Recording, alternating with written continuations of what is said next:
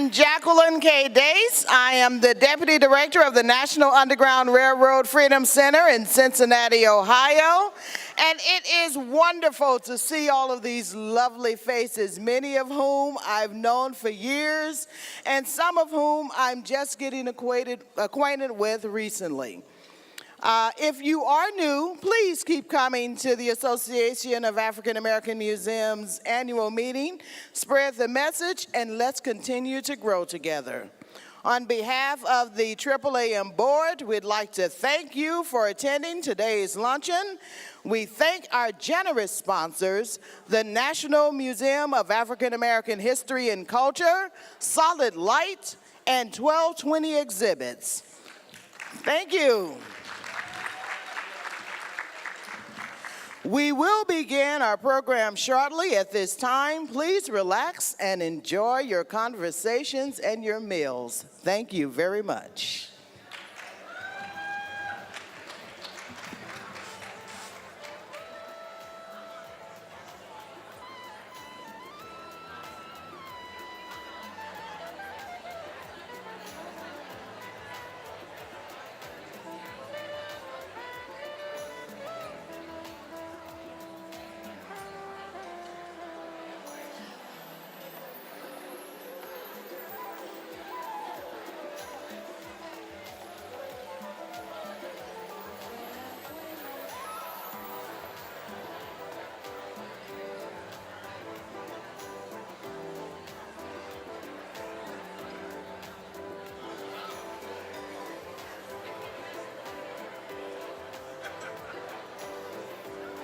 Asked to say a word about this idea of the sustainability luncheon, as well as to introduce Dr. Jeffries, who will moderate the conversation today. As I thought about this idea of a sustainability luncheon and this idea of leaning hard into the future and moving forward, I thought about in the year 2000, I had the happy privilege to journey for my very first time to the Republic of Ghana. Are the Ghanaians in the house? It was in Ghana that I was introduced to those marvelous Adinkra symbols. And the one that completely arrested my imagination was the one of the Sankofa bird. The Sankofa bird are different iterations of the Sankofa bird, but there's one iteration of the Sankofa bird, which is it's a magnificent swan-like creature that is moving forward, but the head is looking back. So moving forward, but the head is looking back. When I think about this association, that is the wonderful and creative tension that we find ourselves in today. That we're moving forward, but it's grounded in what came before us. It's a grounded moving forward. On yesterday, we reflected on the trailblazers of our association who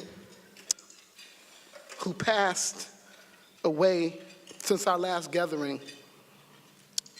William Billingsley and Margaret Santiago. Today we celebrate torchbearers who we've lost even since we've been here. And I'm thinking of Lori Yarish, who was the director of the Smithsonian Anacostia Community Museum. There are others who are led by the same vision, who have transitioned to the greater life. And I just want us to take a couple of moments to just have a moment of silence.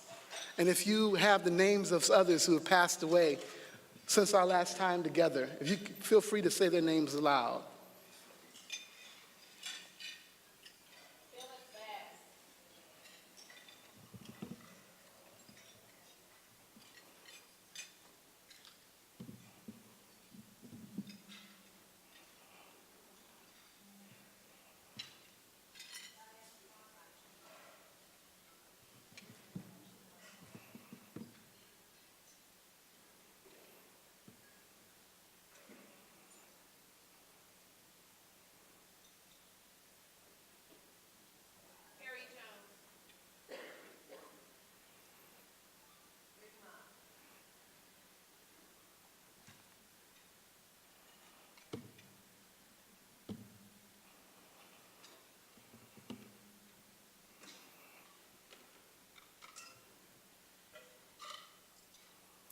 Thank you very much.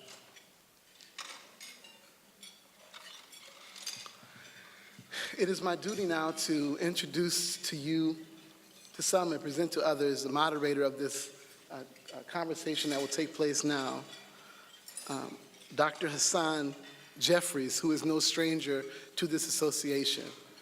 In fact, people are still talking about the keynote that he gave a couple of years ago where he mesmerized the crowd.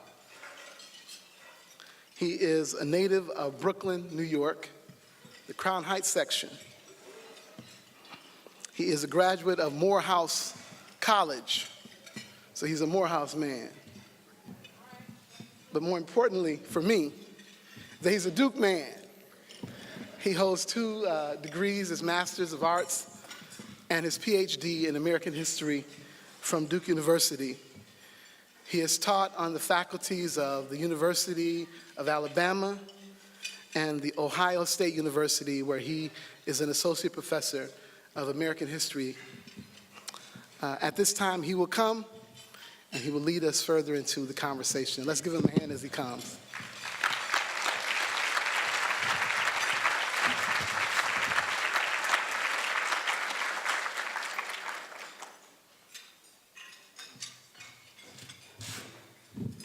Thank you very much, Brother Williams, and good afternoon.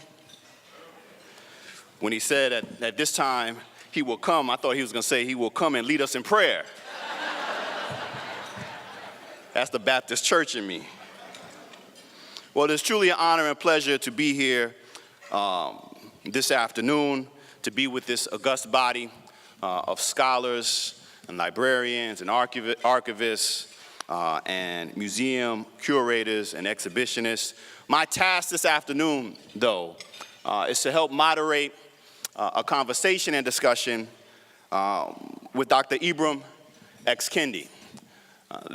When I was extended the invitation to be a part of this conversation, and I shared that information with a good friend and colleague of mine, and I shared how excited I was to be a part of this conversation.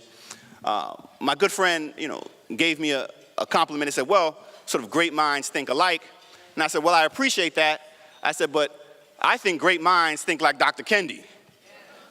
And so I'm really excited to listen, to learn, to be a part of this conversation because he has so much to offer. Really quickly, Dr. Kendi currently is professor of history and international relations and the founding director of the Anti-Racist Research and Policy Center at American University in Washington, D.C. Many of you may be familiar with Dr. Kendi because of his second book, Stamped from the Beginning, The Definitive History, and let me underline and underscore definitive, the definitive history of racist ideas, a powerful book that in 2016 won the National Book Award for Nonfiction. It was timely. It's timely now. It was timely then. It was timely before the most recent presidential election. It is timely in the wake of the most recent presidential election. For those who have read the work, you can certainly attest to its power.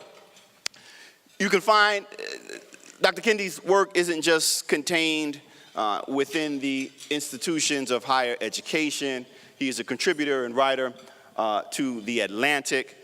He is now co-editor for a new series on Black Power that is being hosted by New York University Press. I'm looking forward to this conversation, and I hope you are too. At this moment, let me bring forward, and please join me in welcoming Dr. Ibram Kendi.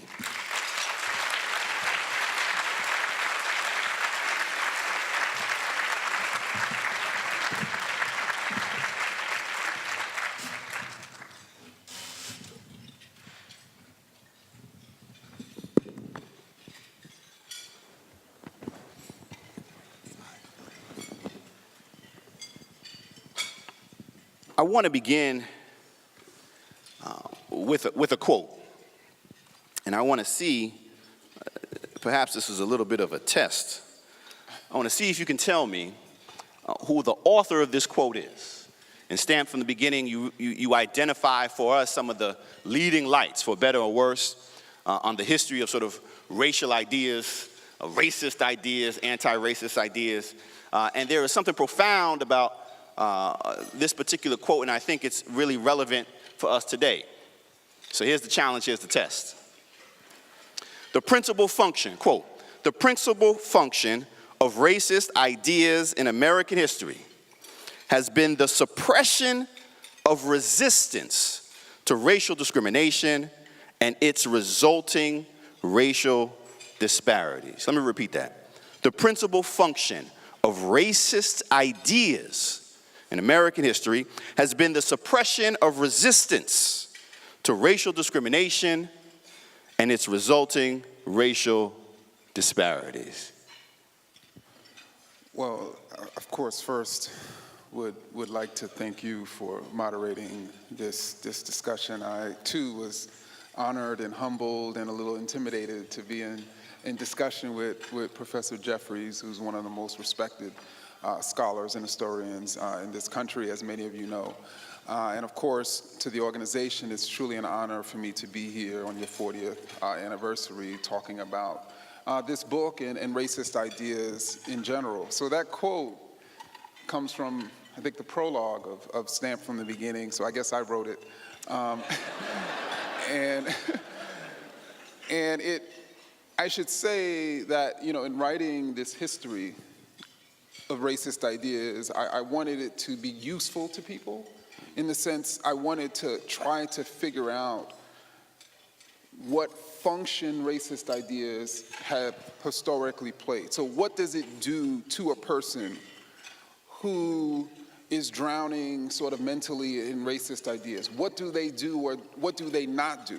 And I found sort of throughout history that people who thought black people were the problem typically did not think racial discrimination was the problem. And they typically spent their time, their money, their resources, their organizing capability trying to basically either civilize or incarcerate or kill black people, because black people were the fundamental problem.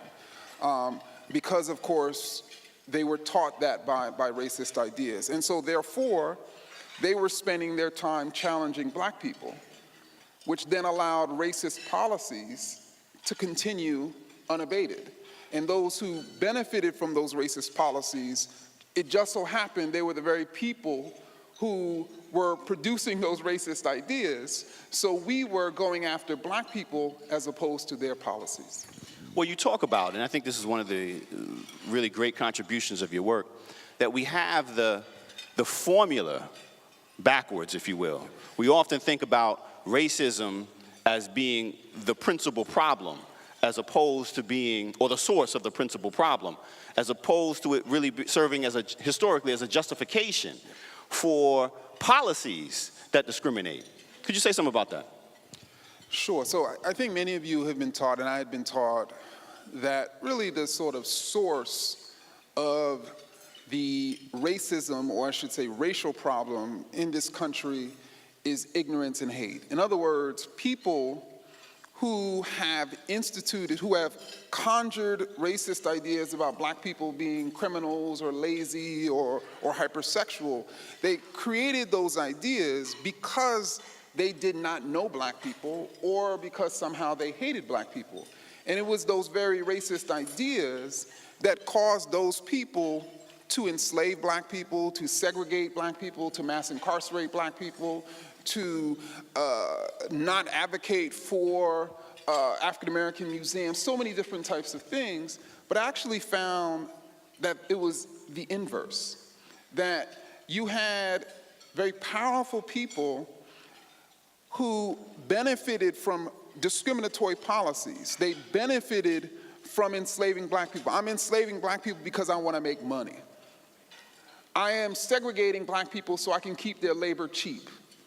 I am mass incarcerating black people because they can't vote in prison. And then they have to fundamentally create a justification for why they're enslaving, segregating, and mass incarcerating, and those justifications became racist ideas. These people are the cursed descendants of Ham. These people come from dangerous neighborhood and they're dangerous people. And then people consume these racist ideas, and that's how they became ignorant and hateful.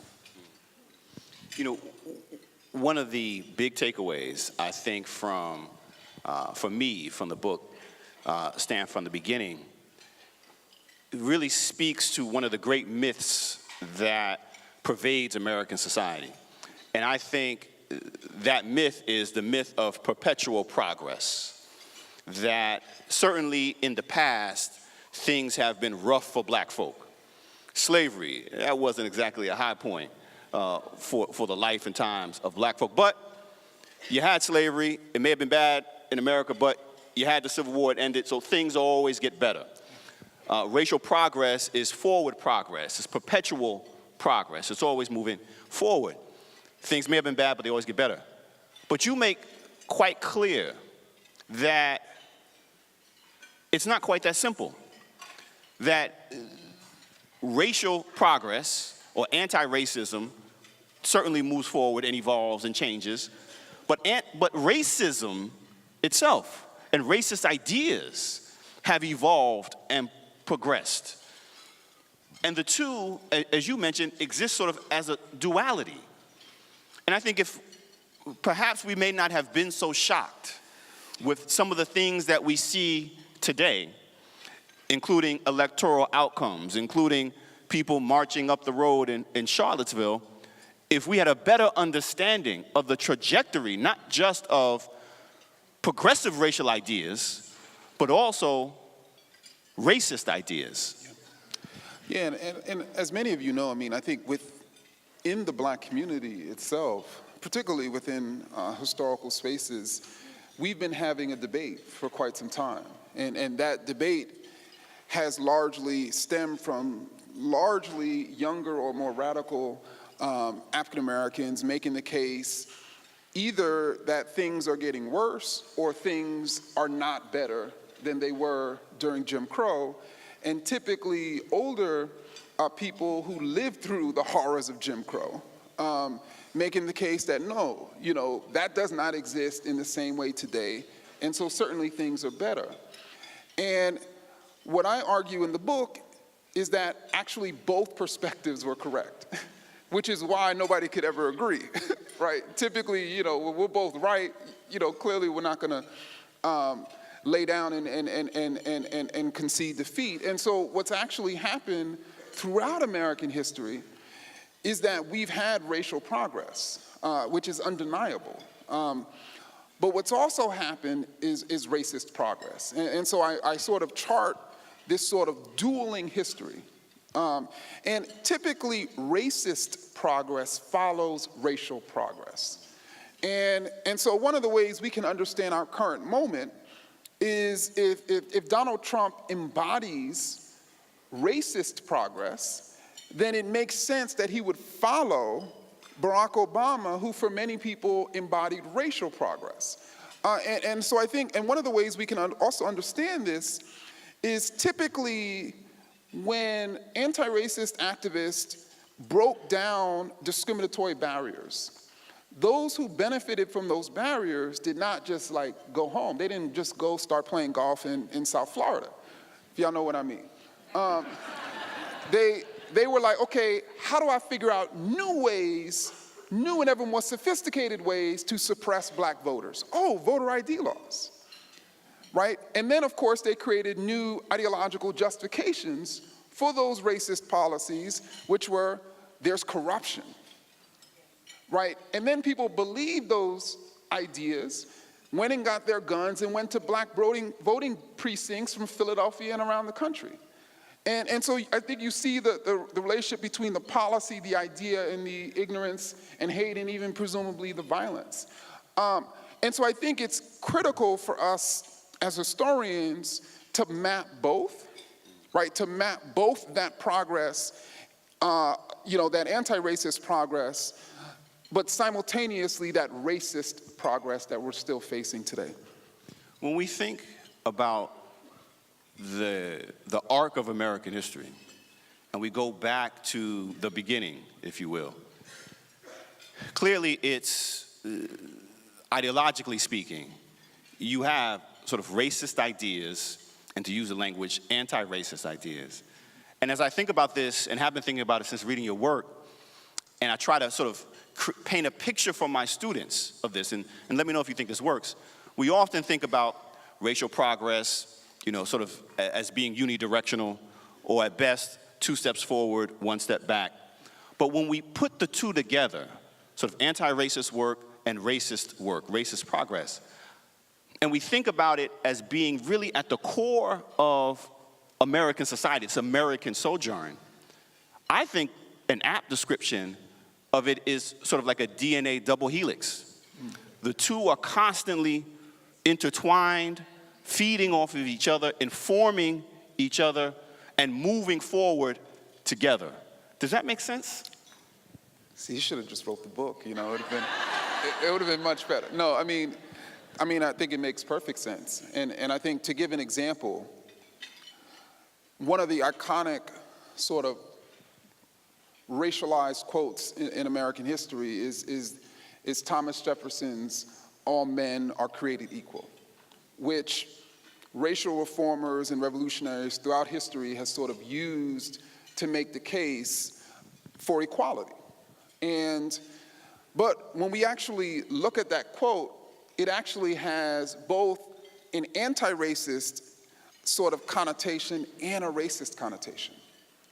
So the anti-racist connotation is obvious. It's the one we continuously sort of talk about. But the anti-racist connotation is stating that we're created equal. I'm sorry, the racist connotation is stating that, yes, we're created equal, the racial groups, but after creation, Black people became inferior. They became inferior because they were born and raised in barbaric Africa, or pathological African-American culture, or those so-called broken homes and broken schools and broken families and broken neighborhoods. But Jefferson made the case, and other people who consider themselves well-meaning have made the case, we can develop and civilize these people because they were created equal. But the anti-racist sort of idea says, no, actually, we are equal right now. That Black people are civilized right now as a group. And so you see the sort of distinction, right? And so I think racial reformers have been using that idea simultaneously to express equality and inequality, simultaneously. I think bearing that in mind, your work not only helps us understand, and the way you're formulating the relationship between racism and anti-racism, and the evolution of these thoughts and thinking, it not only helps us understand or explain the most recent political phenomenon, the Trump phenomenon and the like, but I think it also helps us understand why so many Americans, so many white Americans, so many progressive white Americans were so shocked and surprised in November 2016. This idea of forward progress. You got a Black president, so then you're going to have a white woman who's president, and then it's going to be a gay man, and then it's going to be a transgender woman, right? Like it's supposed to go like that's the way it's supposed to happen. Yeah. But instead, you went from, as you mentioned, sort of Black man to white supremacist. Mm-hmm. I mean, in a particular form, right? And so the shock and surprise on the part of so many people, for me, I see that.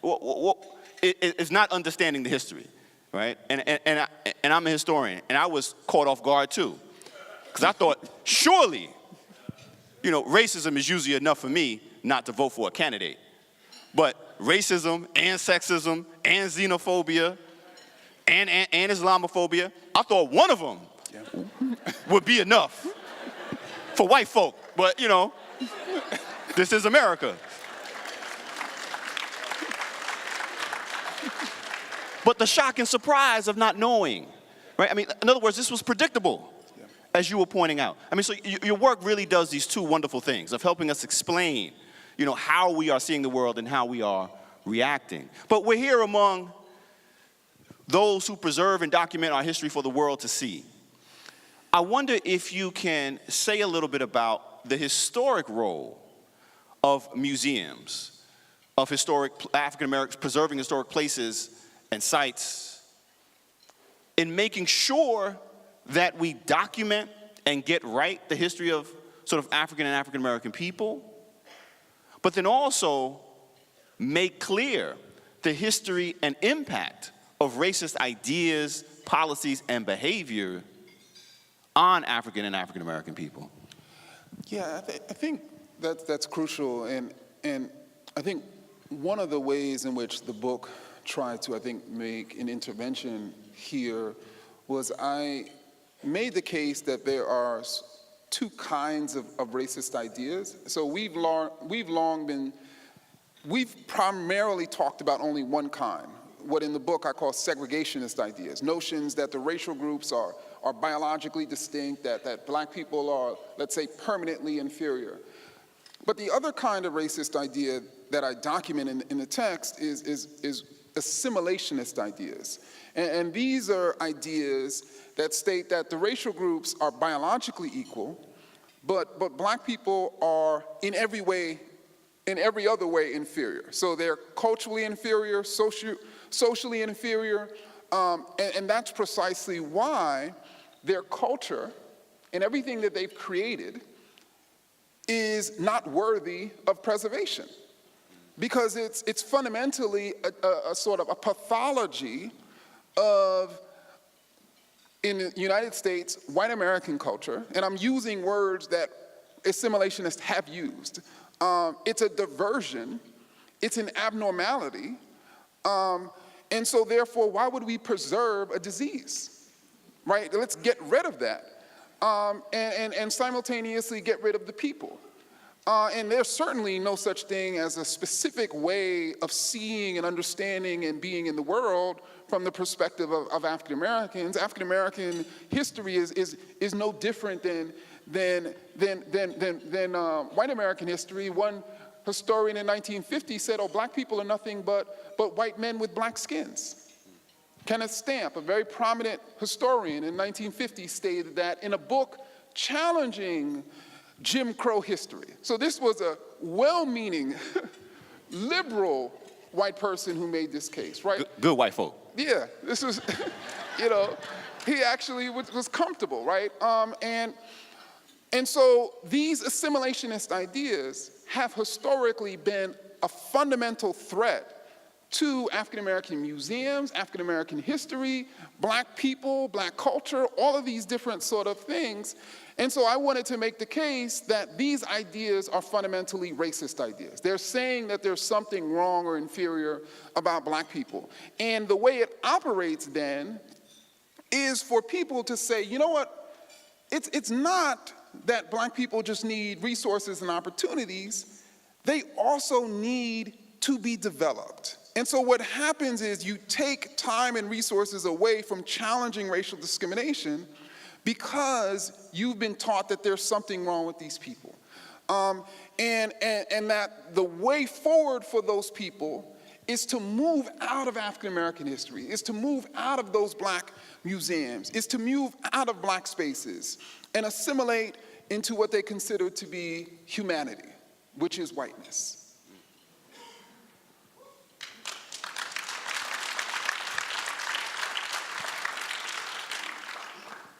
So let's just let that wash over us for a second.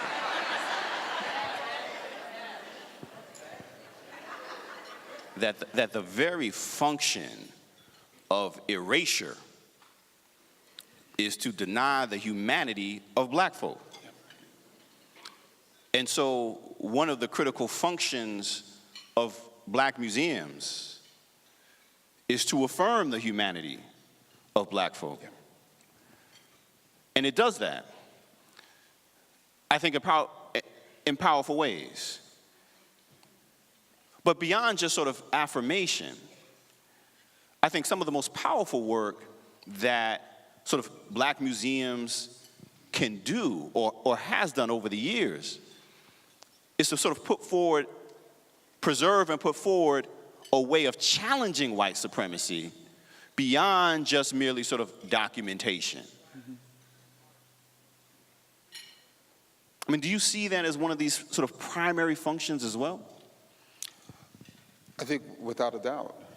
And I think that's one of the reasons why these spaces have historically been under attack by those people who want to maintain white supremacy. And so it's not just the preservation of a people, it's the fundamental intellectual sort of pool that will allow those people to jump out of the pool and challenge to sustain themselves, right? And so, certainly I think museums have played that, Black museums have played that role and will continue to play that role, which is probably one of the reasons why I was so nervous sort of coming and speaking here, because I understand the critical importance, of the work that the people in this room are doing, and that literally the life of Black people are on the line, are in their hands. And so it's one thing, I'm married to a physician, right? And she of course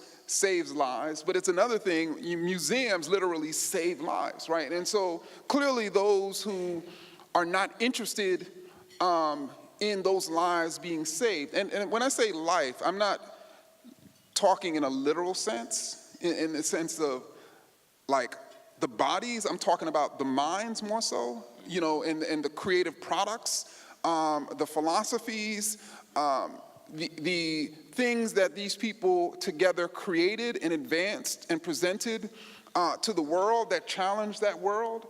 I think it's certainly extremely critical. And one thing I would say also is, even when we talk about people who are very well-meaning and who have advanced for the last 60 years policies of integration, one of the things I think many of these people do not realize is that the end point of integration is the elimination of all Black spaces. And so for me, I'm like, why can't we, instead of talking about the integration of bodies and the elimination of Black spaces, why can't we talk about the integration of resources, right? But the reason why we don't is because those very people believe that there's something wrong with those spaces, those histories, and those bodies, right? And so they're not going to seek to preserve those spaces and those lives if they think that there's something fundamentally wrong with them. I think we've also done some revisionist history as well, so that we get to the moment of the 1950s and 1960s, during the Cold War era, height of anti-communism, when Russia was bad. And there's a change in the language, in part because of the environment that we're in, the politics that we're in the 50s and 60s, where there's so much talk about integration. But it wasn't integration that enabled Black folk to thrive and survive during the height of Jim Crow. It wasn't integration that enabled Black folk to thrive and survive even during slavery. It was Black folk coming together. So there's this really deep-rooted history of Black solidarity, Black consciousness, Black nationalism, that to a certain extent, in the public at least, gets sort of pushed to the side during this 50s and 60s moment. When we think about Black power as a return to sort of the Black nationalist impulse, then we begin to see, well, wait a minute. That shift towards Black power in the late 60s, moving into the 70s, really wasn't a radical break from something different, but in many ways a return to something new. As Black folk were looking at sort of this integrationist impulse and what was being sold, Black folk had never felt there was anything magical about white people, other than their ability to attract resources. But there was always this deep desire to preserve these Black spaces, whether it was in educational institutions or social spaces, because that's what Black folk needed to, relied on over the years to survive. And it seems that we still need that today, especially in museums, because in the absence of that, we move back towards those points of and policies of erasure. Yeah, and one of the things I've been thinking about, to sort of extend this further, is that because of the politics of erasure that ultimately becomes the end point of the integration of bodies. And again, I'm emphasizing the integration of bodies as opposed to the integration of resources. Those are two completely different things. That then leads to that strategy of the integration of bodies leading to literally the death of Black spaces and therefore Black lives in the way we're talking about it, in the way segregationist policies don't. And what I'm ultimately getting at is, segregationist policies were fundamentally problematic because of the exclusion of Black bodies from white spaces and the mass inequity between the resources of those spaces. And so then the fundamental goal was, okay, let's just get rid of all of those spaces, and why can't we focus on the integration of resources and then simultaneously allow bodies to travel wherever they want to? Yeah. So you want to go to this space or that space, but it's fundamentally because this assimilationist idea that is not considered racist, right? It is not considered racist to say that there's something wrong with African American culture. That's not considered a racist idea, and I wanted to show how that idea is a racist idea, how that idea harms Black people, how that idea has historically harmed Black people, so that we can then say, okay, we have Black spaces and we have white spaces, and hopefully both spaces will be open, and hopefully both spaces will respect each other, and then hopefully both spaces will be equally resourced, and then if those spaces end up being completely integrated, that's fine too, but instead, we're like, okay, let's maintain the white spaces and sort of go after the African American museums and other spaces and call that progress.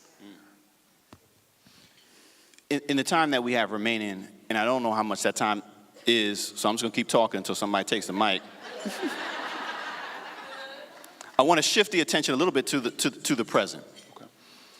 And thinking about the role of racist ideas today and how it informs, justifies, supports sort of policies that discriminate. But today, unlike in years past, certainly in the post-civil rights era, if you will, we're confronted and challenged by this notion of colorblindness, race neutrality, post-racial, sort of racism in the absence of race, to a certain extent. So how do we, can I just speak plain for a second? Oh. Dr. Kendi, what do you have to do to be a racist in America today?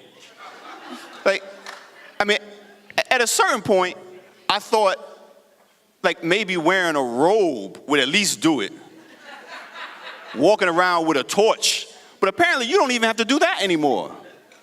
In other words, we've gotten to a point where in the public square, white folk have become almost so defensive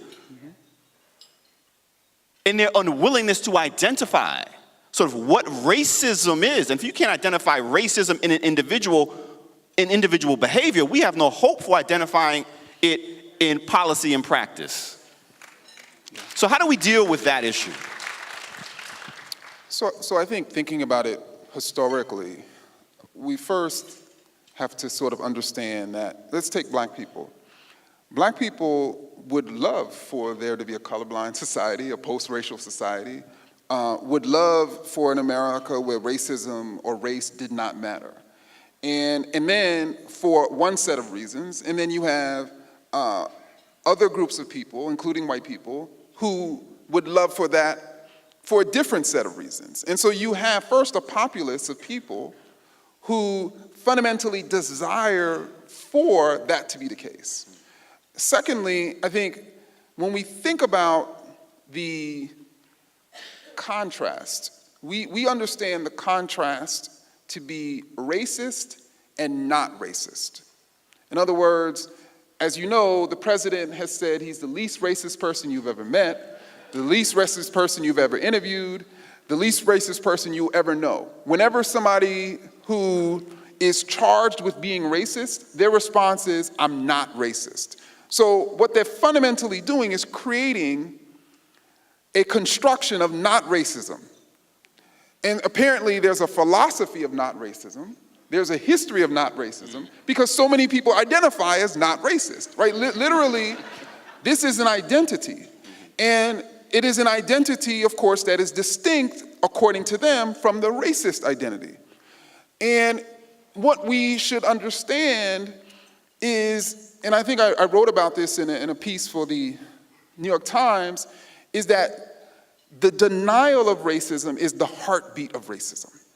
Like, it is fundamental for people who are racist to deny that they're racist. That is a fundamental aspect of the ideology. Slaveholders were like, oh, we're not racist. You know, we're following God's law. We're following U.S. law. We're following nature's law. And it was the same thing with segregation. And, you know, so people have historically, all of the people I write about and stand from the beginning, were denying that their ideas and policies were racist. And so the denial of it is fundamentally a heart. And then, so when we think about the construct of not racism, it sort of connects very deeply with post-racial, with race-neutral, race-blind, because what it does is it creates a third category, a neutral category. Because if you were to ask these people, are they anti-racist, they would say, no, I'm a not racist. I don't believe in that anti-racist stuff. I'm a not racist. They would create it creates a third category. So the third category is this sort of sideline neutrality. And so what then it allows them to do is to continuously say things that are racist and continuously be exonerated for those racist ideas and even acts. But if we eliminate the categories of not racist, of race neutral, of race blind, of post-racial, of colorblind, and then we create just the two categories of either your ideas are racist or anti-racist, either your policies are racist or anti-racist, either you are being racist or anti-racist, then it forces these people to sort of identify with one of those areas, right? Which they fundamentally don't want to do. And really, that's the sort of dialectic or the contrast I set up in Stand from the beginning. That all ideas, all policies, and all people fall under one of those two categories. And it's a very simple thing. Like, racist ideas connote racial hierarchy. Anti-racist ideas connote racial equality. Racist policies create racial inequity. Anti-racist policies create racial equity. People who think racist policies or support people who think racist ideas or support racist policies through their action or even inaction are racist. People who think anti-racist ideas or support anti-racist policies are anti-racist. This is a very simple thing, right? But again, they do not want to admit that, and they want to continuously be able to articulate and say whatever they want and support whatever policies they want and do not want to ever be charged as racist. So I think that one of the, if not the, most powerful political organizing tool in American history is racism. Mm-hmm. And most effective organizing tool in American history has been racism. And I think we're living through a moment where that is being exercised to the extreme. Yep. Now, I don't want to depress everybody. And looking back at the history of our people, the history of our people is a history of struggle. Yep. Constant struggle. And in that, there is real hope for change. The hope isn't the hope that people will suddenly wake up and feel that sort of racism is a bad idea. The hope is in the knowledge that no matter how racist America has been, no matter how prolific these ideas have been, black folk have always fought and challenged it. So this last question of where do we go from here? Thinking about the work that you're doing at American University, thinking about the efforts to draw our attention to this long history and its ongoing impact. Could you just leave us with a few thoughts and ideas, especially for the museum community, for where do we go from here? Sure. I think it was in 1926, Langston Hughes wrote an essay in The Nation magazine. And in this essay, he was critiquing County Cullen and some other members of the Harlem Renaissance who he argued was creating a form of black literature that would be attractive to white audiences. And then also were creating a form of black literature that somehow would persuade away the racist ideas of white people by showing black people acting in this upstanding manner. And he made the case that, you know what? The Negro is beautiful and ugly. And, I'll never forget him writing that, because for me, as you know, historically, the way black people have attempted to persuade away the racist ideas of white people have been to sort of present in this upstanding manner that defies sort of the stereotypes and the racist ideas. But what's actually been the case is it is literally impossible for black people to always act in this upstanding manner. And the reason why it's impossible is because black people are human. And being human and being a human group, that means that they're imperfect. And so the question that I sort of want to leave you with is, when we're thinking about presenting and preserving black people, are we only thinking about preserving black excellence, as we're calling it? Or are we thinking about preserving even black imperfections? And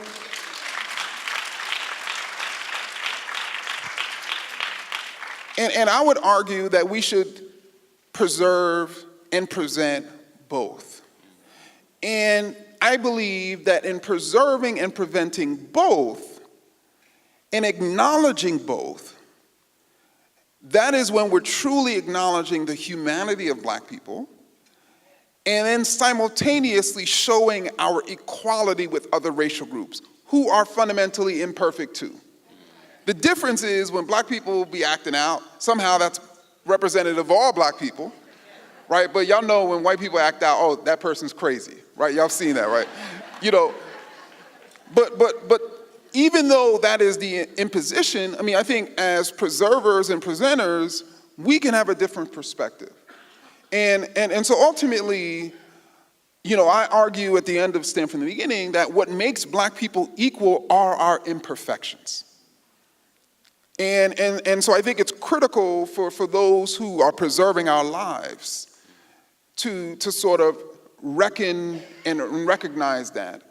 And that doesn't mean that we just like, okay, you did that crazy thing, I love you, I'm not gonna critique, but it's to say that there are other racial groups and there are other people in racial groups who are doing the same thing, right? And we need to really show the sort of fullness of black people, and we really need to believe in that fullness and believe that no matter what negativity we see, we're still looking at equality. And we're still looking at a great people. And so that's why I love black people, because I love our imperfections, right? And that's what I've really began to try to sort of focus on preserving and presenting since reading that Langston Hughes essay. Ladies and gentlemen, we have our charge. Dr. Ibram X. Kendi, thank you very much. Please join me in thanking Dr. Kendi for his thoughts and observations and work as a whole.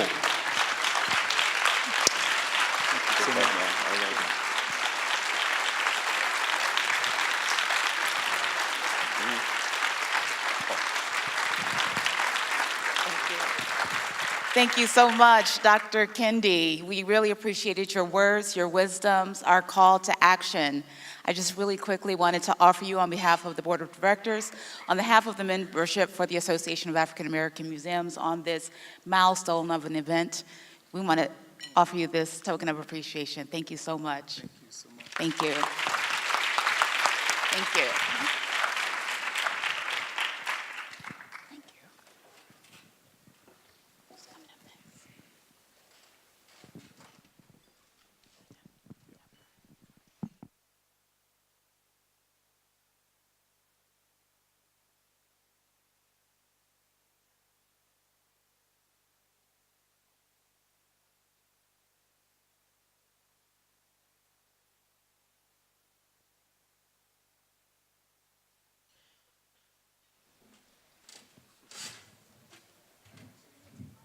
Good afternoon. Can we give it up one more time for that excellent?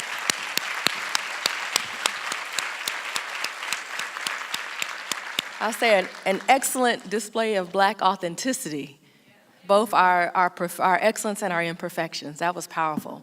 Thank you, Hassan. Thank you, Dr. Kendi. Bless you. And now I have the pleasure of moving us into our award ceremony portion of our 40th anniversary Sustainability Luncheon. I am Marion McGee, a museum program specialist at the National Museum of African American History and Culture in Washington, D.C., and I have the honor and privilege of serving on the AAAM Board of Directors, as well as serving as our communications chair, and parlaying sometimes as an awards committee chair. And so it's my honor to introduce our 2018 awards recipients. The Association of African American Museums presents 3 awards each year to outstanding practicing and future museum professionals through our Dr. John E. Fleming Award, the Museum Leadership Award, the Pacesetter Award, and the Margaret T.G. Burroughs and Charles H. Wright Fellowships. Recipients are recognized during this closing luncheon, and they also receive a special token of gratitude. So if you will, please join me in welcoming first our first Burroughs Wright Fellowship recipient, and we are going to welcome to the stage Miss Yolanda Hester.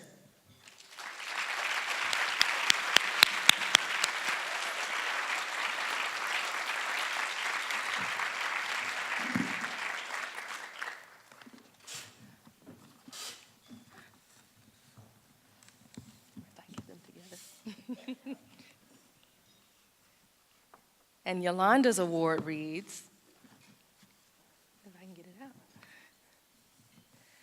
This award is hereby presented to Ms. Yolanda Hester on August 10th, 2018, for her exemplary commitment to the preservation, promotion, and interpretation of African American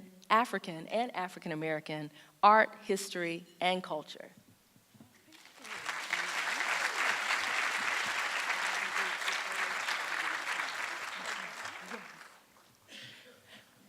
Next, please join me in welcoming our second Burroughs Wright Fellowship recipient, Ms. Hannah Wallace.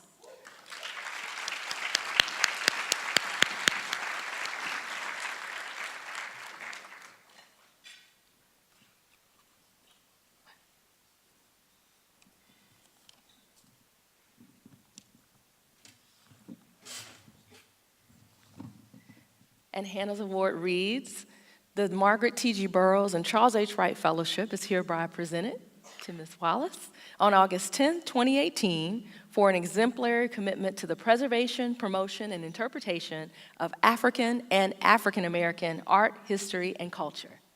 Congratulations.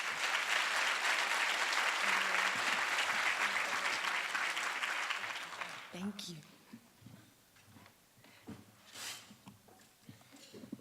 Next, we are going to be presenting the Pacesetter Award. And this award recognizes museum professionals who have been in the field for fewer than 10 years and have demonstrated exceptional innovation and dedication to sustaining African and African American focused museums nationally and internationally. And it's my great pleasure to welcome Ms. Chanel Compton to the stage.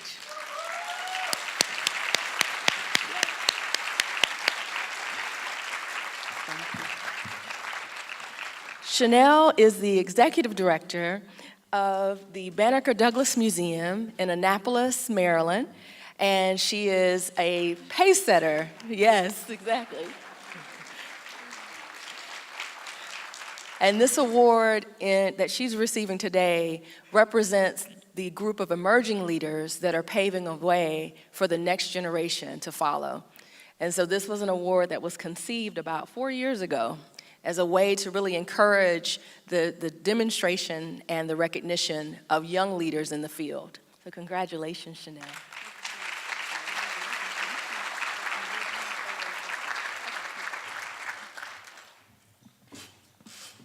The next award we have is our Museum Leadership Award. This award recognizes museum professionals in the field for 10 years or more who have displayed exceptional leadership in museum work, and particularly in the advancement of African and African American focused museums nationally and internationally. Now, this one is near and dear to my heart because it is going to be bestowed on a colleague of mine at the National Museum who also was a mentor for me on the AAAM board. And so as a part of recognizing Ms. Antonisha Stavilo,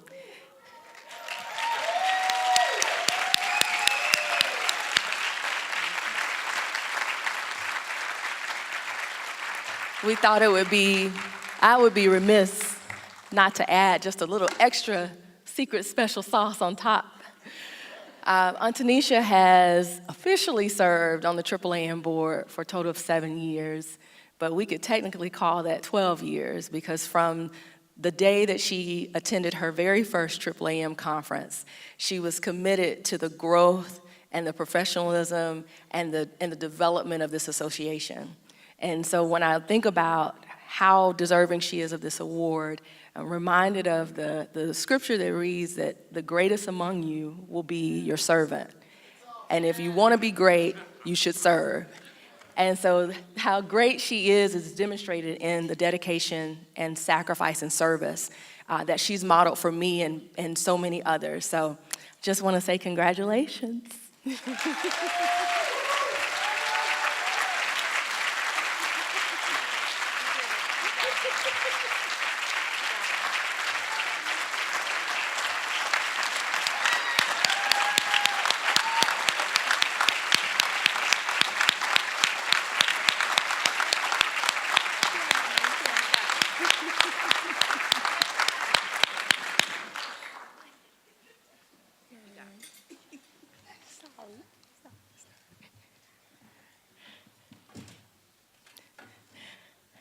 And last but certainly not least of our awards for today is our award of distinction that was done at the bequest of one of our really great champions of AAAM, Dr. John E. Fleming.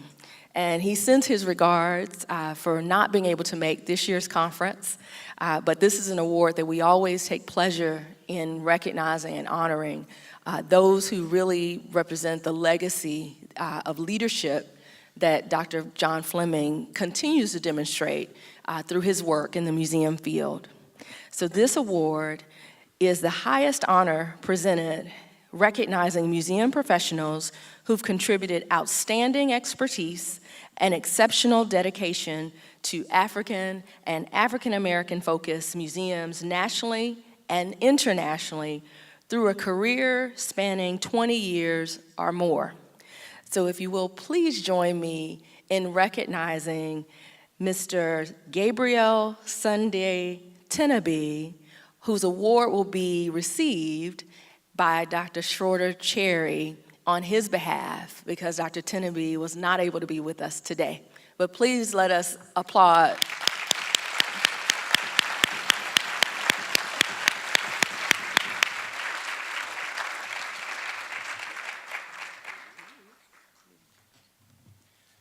Gabriel Tanabe was a very humble man, and those of you that know him know that if he was here today, he would receive this award and say something like, "Thank you very much for giving me this award. I'm thanking and I'm grateful."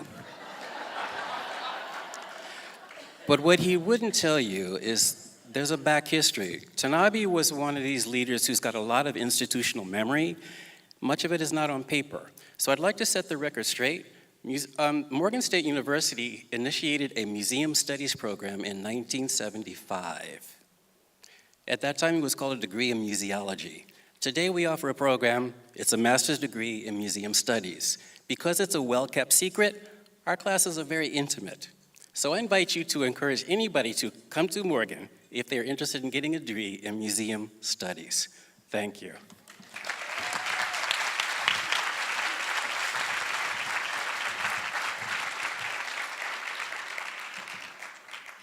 And that concludes the awards portion of our program. And now I'd like to welcome my colleague, Dr. Robbie Luckett, to the stage for a very special presentation. Thank you.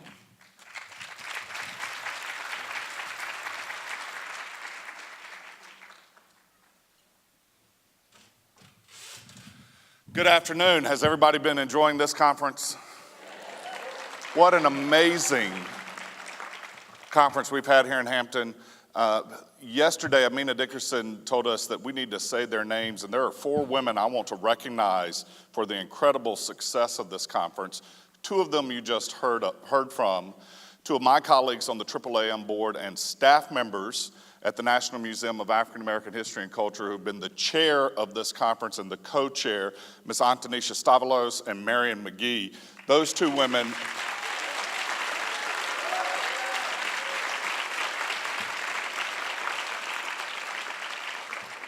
have everything to do with the success of this conference, as well as 2 others, Ms. Lanisha DeVarda-Laban. Lanisha, where are you? She is the program chair. She is here somewhere. And then our co-chair of the program committee and chair of the host committee, Vanessa Thaxton Ward.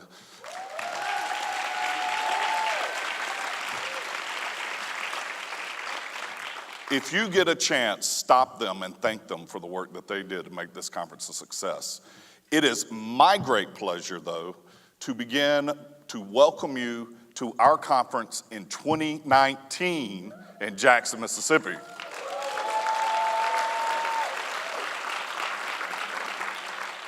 And with that in mind, I am going to welcome 2 friends of mine to the podium to begin our presentation to bring you to Jackson. I'm going to invite Mr. Floyd Williams and Ms. Christine McInnes to the stage.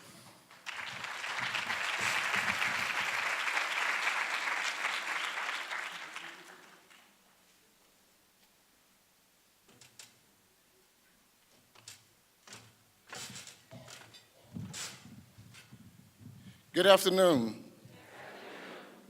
We are the dynamic duo from the Convention and Visitors Bureau in Jackson, Mississippi. I am the National Director of Accounts with Visit Jackson, that is also known as the Jackson Convention and Visitors Bureau. Ladies and gentlemen, Jackson, Mississippi, the city with soul.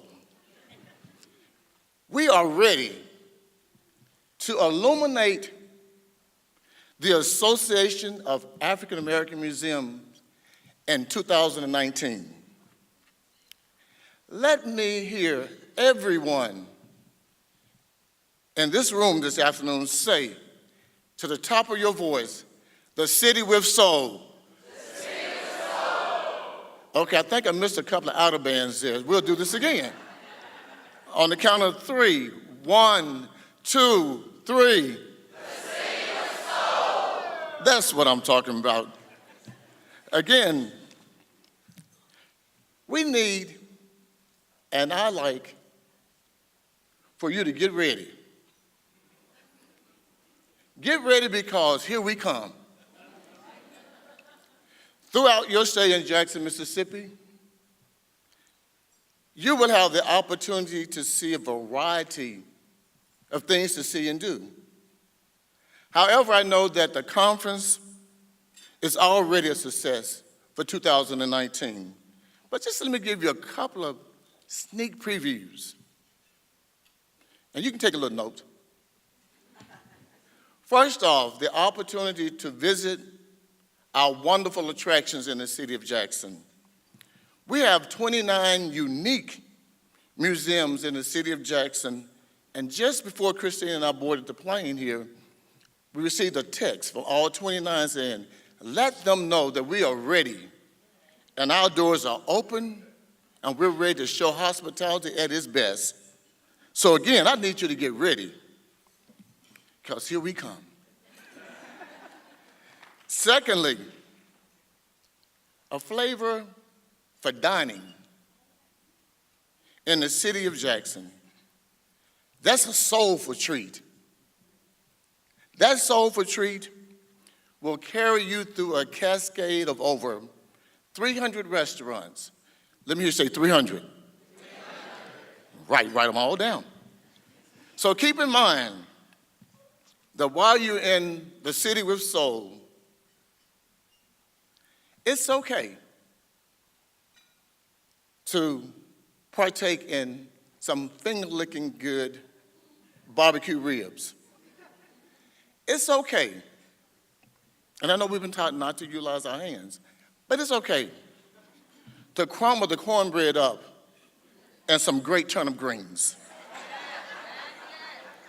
Someone said, over there, I hear you. And even after we've had the opportunity to carry you through an array of attractions in the city and dine you over the 300 cascades of restaurants, there's one thing left: to shake the night away. So entertainment in Jackson is there for you. We are the city that will allow you the opportunity to shake the blues away and dance on the floor. So while you're there, take the opportunity to visit, and I'll mention just a couple of locations. 119 Underground. There you go. Step over to F. Jones Corner, where the blues will be all right with me. And last but certainly not least, Johnny Tiggs on the historical Fair Street district. So if you have the opportunity that you want a line dance, that's a location that you can do that. But I'm going to stop here with the sneak preview because I don't want to give the whole story away, but allow my colleague, Christine McGinnis, to kind of add a little bit more flavor. Christine.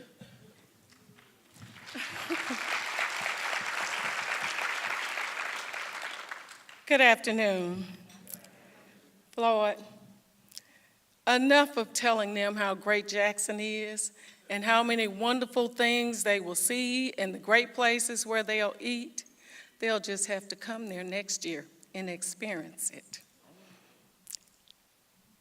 Let me share Visit Jackson's commitment for your conference. Our goal at Visit Jackson is to ensure that all events held in our city are successful.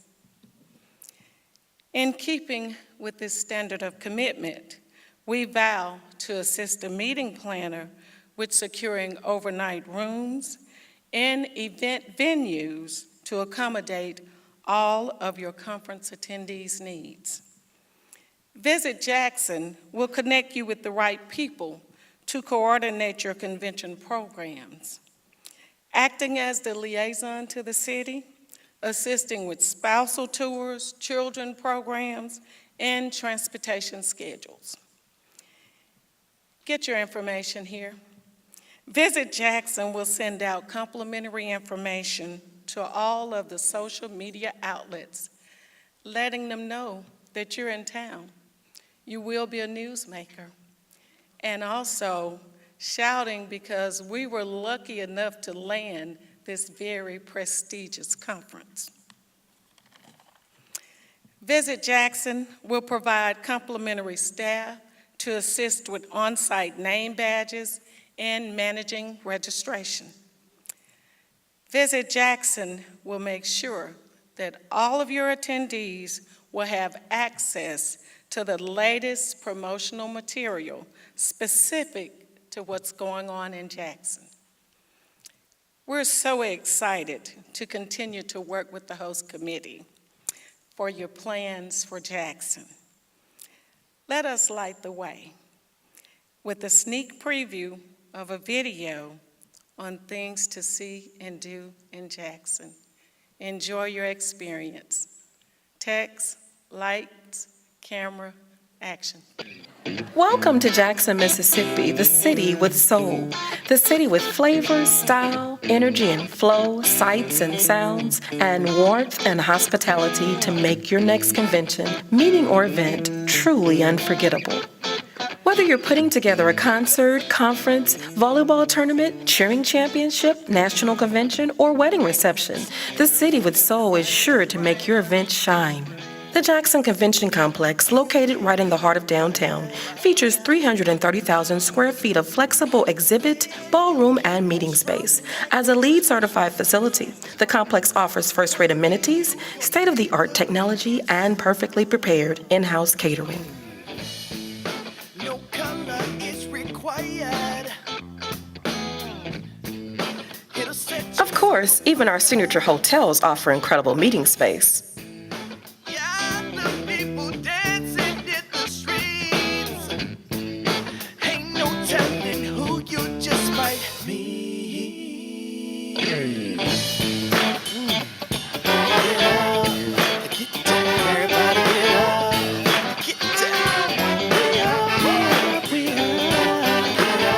And if you're coming here to play, we have just the venue for you. From baseball, basketball, tennis, volleyball, and soccer action to cheer and dance competitions.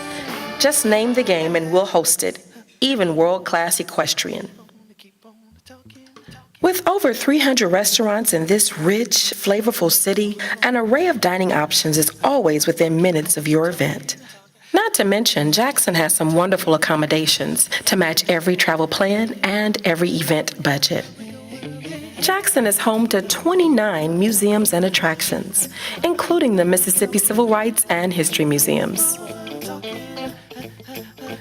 There's also the one-of-a-kind LaFleur Museum District that combines 4 enticing attractions into one wonderful destination. And Jackson's captivating downtown museum district is overflowing with amazing things to do and see. After your event is done, head to the district at Eastover for a shopping and eating extravaganza, or go exploring downtown, Midtown, Belhaven, or Fondren for lively neighborhood fun. Of course, there's no shortage of exceptional events happening in Mississippi's capital city. From rodeo to theater, premier PGA golf to world-class ballet, festivals to symphonies. And we've made getting here very easy.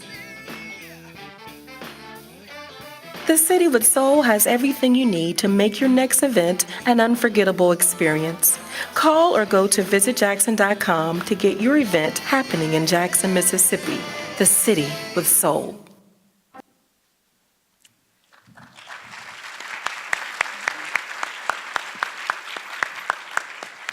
Now, Pamela Jr. will come and pave the way, giving us information on our 2 newest museums, the Civil Rights Museum and the History Museum. Good afternoon, good afternoon. I bring you greetings from the Mississippi Civil Rights Museum. Now, when I say that with passion, because this is the first time in the United States that the state of Mississippi has a state-funded civil rights museum.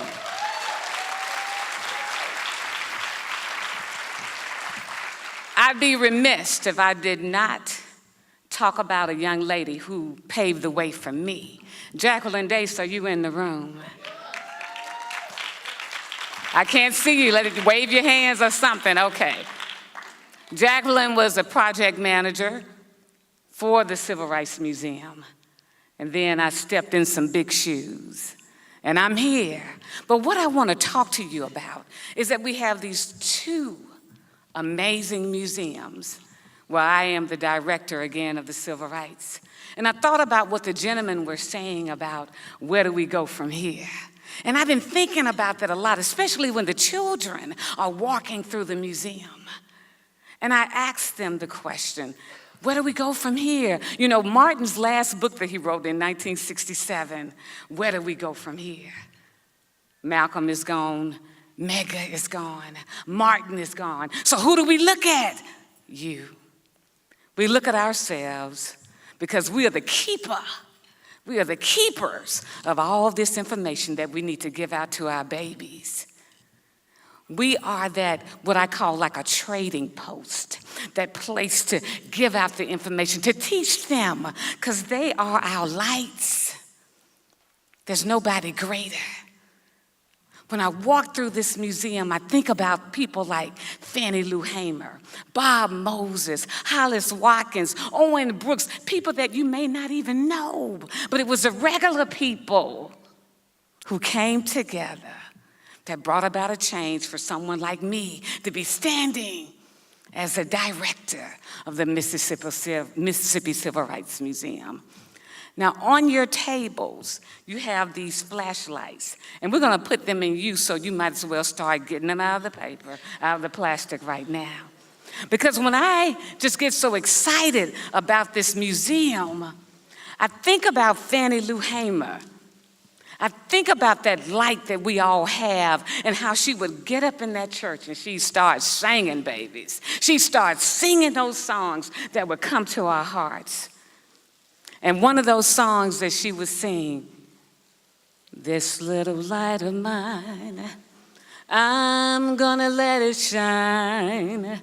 This little light of mine, I'm gonna let it shine. And then when she got really into it, she'd have everybody start clapping. This little light of mine, I'm gonna let it shine. This little light of mine, I'm gonna let it shine.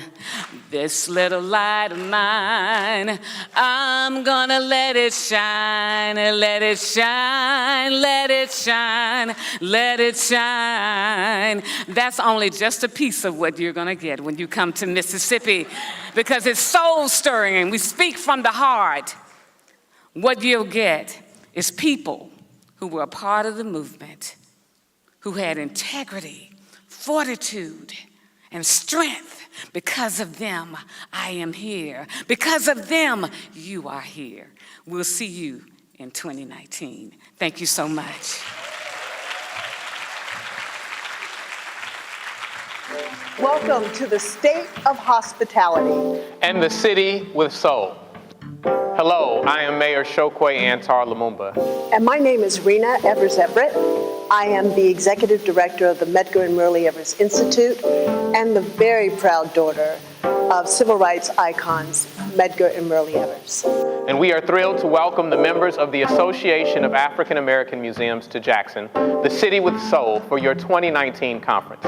We hope that you will make every effort to join us at the Mississippi Civil Rights Museum, the world-class host institution for AAAM 2019, and the beautiful new Westin Jackson, your conference hotel. The Mississippi Civil Rights Museum shares the stories of a movement that changed our nation, including those of my parents. And the staff here, including our great friend, Pamela Jr., works tirelessly to promote a greater understanding of the movement and its impact that it's had on our nation and the world by highlighting the strength and sacrifices of people like my parents and so many other warriors.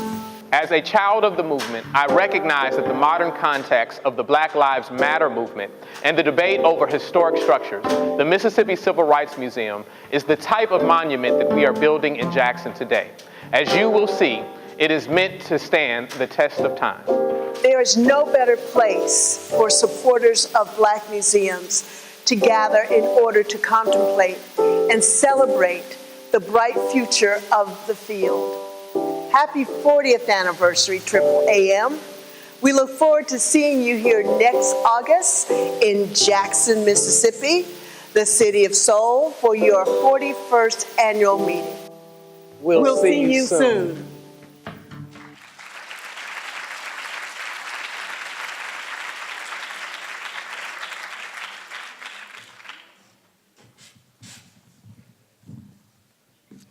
Let's give another hand to the Jackson, Mississippi Host Committee.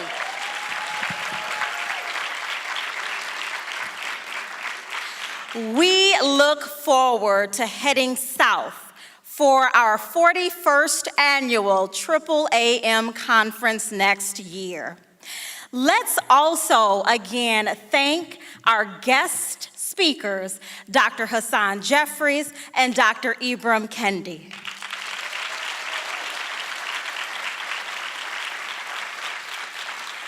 Good afternoon. I am Lanisha DeBartolabin, Executive Director of the Northwest African American Museum in Seattle, Washington, as well as the incoming Vice President of the AAAM Board. Following after the tremendous outgoing AAAM Board Vice President, Antonisha Stavaloz. It is my honor as this year's program committee chair to close out today's luncheon with acknowledgments and concluding remarks. Till earth and heaven ring. Our ancestors knew something about sticking to it, working through it, praying through it, resisting it, till earth and heaven ring. Yesterday, with a theme of celebrating the progress, we honored our past, lest we forget those trailblazers who came before us, who showed us the way, paved the way, lit the way, though the road was stony. Today, with a theme of sustaining the promise, we face the rising sun of our new day begun. Today, we explore the question of what will Black museums and our truth-telling work look like 40 years from now. There is an African proverb that says, "She who tells the truth is never wrong." We Black museums have a legacy of and obligation to being truth-telling institutions, of bearing witness to the past, no matter how tragic or triumphant. The Association of African American Museums invites you to get further involved. We ask you to give to our new Sojourner Fund, spearheaded by Amina Dickerson. Pledge cards are available at the conference registration table. We are 300 strong at this year's conference. And if we each give at minimum $50, we will be investing $15,000 back into this beloved organization that has given so much to each of us. Please don't leave the conference until you have given your best gift to the AAAM Sojourner Fund to support the future of our AAAM. Also, consider volunteering for a committee. The work of AAAM is always a matter of teamwork. And at this time, I'd like to acknowledge a few of those teams. We first thank the wait staff and the AV team at this convention center for their excellent service.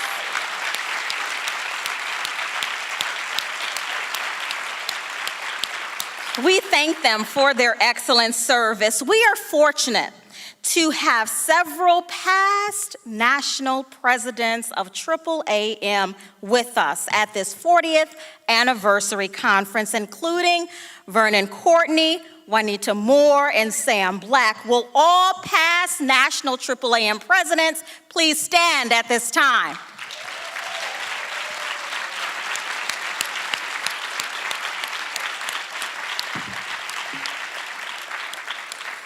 It is on your shoulders that we stand tall and strong. Thank you. Secondly, I'd like to acknowledge all past and current AAAM board members. If there are any past or current AAAM board members here, will you please stand at this time?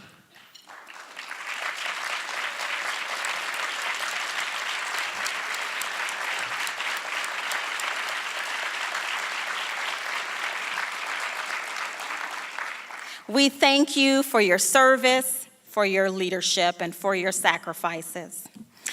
I'd like to acknowledge the team that made magic happen behind the scenes during this year's milestone 40th anniversary conference. Have you all noticed the lights on the convention center were colored ruby red all week long? Have you noticed the lovely signage throughout the conference? Have you noticed the solid array of conference sessions that you could choose from? Have you enjoyed the lovely evening parties? Well, it's all been a joint work of team effort. And I'd like to first acknowledge the conference planning and logistics team led by Antonisha Stavalos, Marion McGee, and the Hutchinson design team. Will you all stand as you're acknowledged?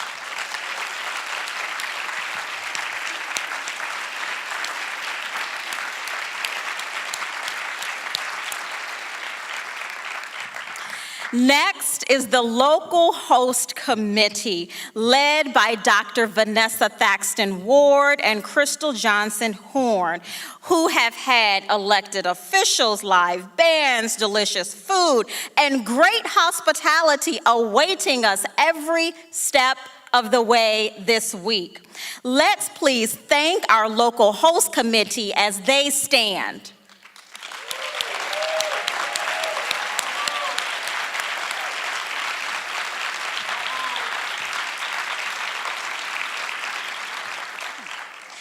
And then there is the team who I call the Dream Team, the team that has been working for 12 solid months to organize the conference sessions, none other than our 2018 program team.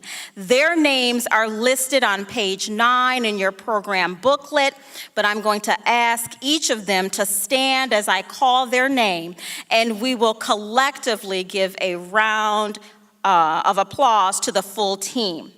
Our 2018 program team has been Dr. Robbie Luckett, Dr. Vanessa Thaxton Ward, Christian Coates, Omar Eaton Martinez, Stacy Ford Bunnell, Sheila Harrison, Crystal Johnson Horn, Pam Jr., Michelle Lanier, Cheryl Spicer, Dr. Brenda Tendo, Dr. Noel Trent, Ahmad Ward, and Dr. Eric Williams. This is the Dream Team. Join me in thanking them.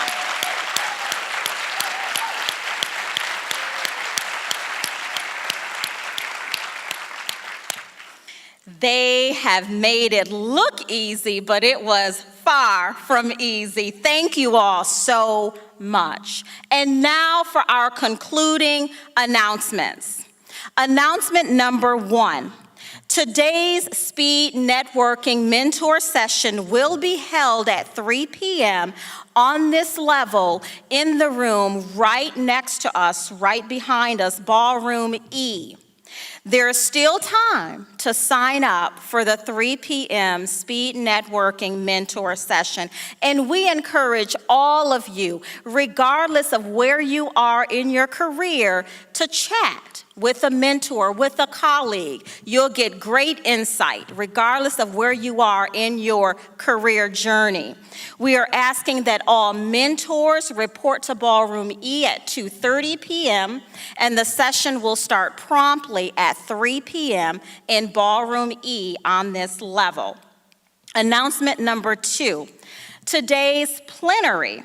There is an important change in location for today's 4:45 p.m. plenary. It will be held here on site in the convention center in this very luncheon room at 4:45 p.m. today. Due to construction on Hampton University's auditorium, our plenary will not be held at Hampton University. Today's plenary will be held right here in this very room, and it will be reconfigured to accommodate a very exciting conversation with influential leaders who will talk about transforming and sustaining Black museums for the next 40 years. Panelists will include Dr. Ashley Jordan, Dr. Joy Kennard, Tim Barber, Ahmad Ward, and moderated by Dr. Ashley Robertson Preston. All of these professionals are in their 40s or younger. All are executive directors of Black museums or historic sites. All are graduates of historically Black colleges and universities, and all have insightful commentary on the future of Black museums. You don't want to miss today's plenary at 4:45 p.m. in this room right here. Announcement number 3. After the plenary, we will then have a short break and the buses will depart to head to Hampton University Museum, America's original Black museum established in 1868. We are back home.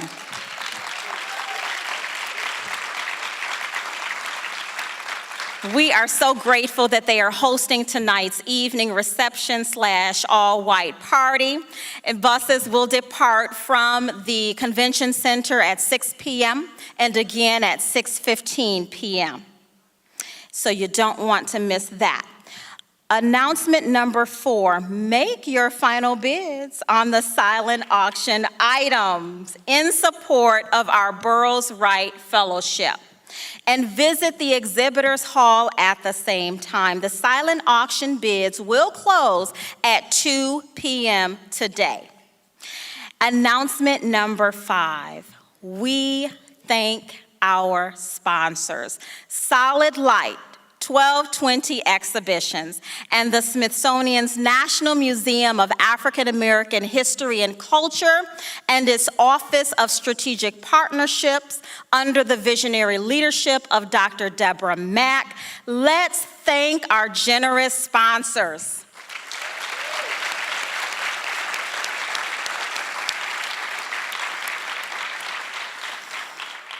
That concludes our luncheon. Thank you all for attending today's luncheon. We'll see you back here in this room at 4:45 for our closing plenary. Thank you.